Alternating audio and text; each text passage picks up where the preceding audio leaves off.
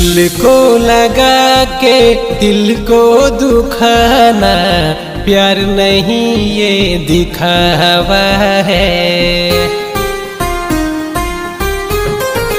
हाँ, दिल को लगा के दिल को दुखाना प्यार नहीं ये दिखावा है।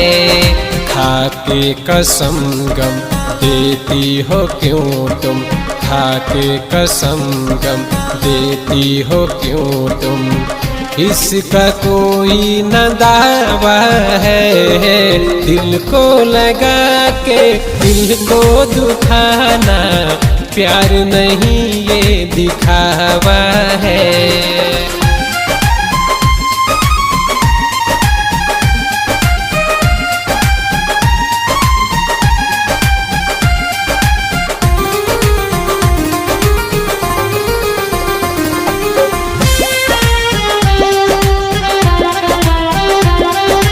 कैसे भुला दूं तेरा वो वादा तुमने जो मुझसे किया था, तुमने जो मुझसे किया था।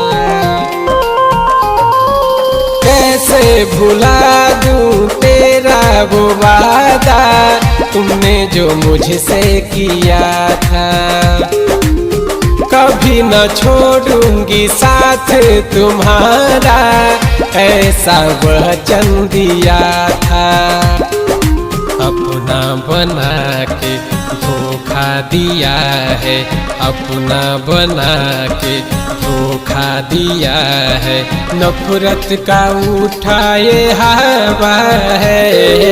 दिल को लगा के दिल को दुखाना प्यार नहीं ये दिखावा है। दिल को लगा के दिल को दुखाना प्यार नहीं ये दिखावा है।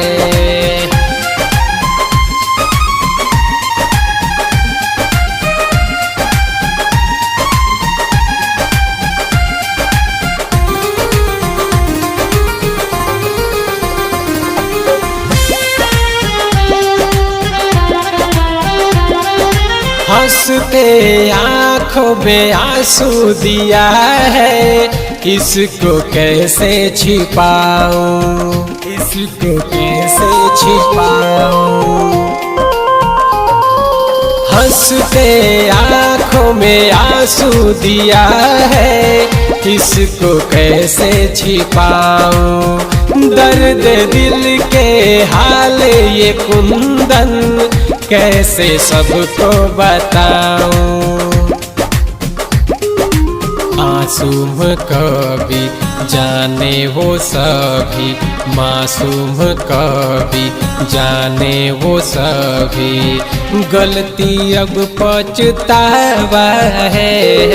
दिल को लगा के दिल को दुखाना प्यार नहीं ये दिखावा है।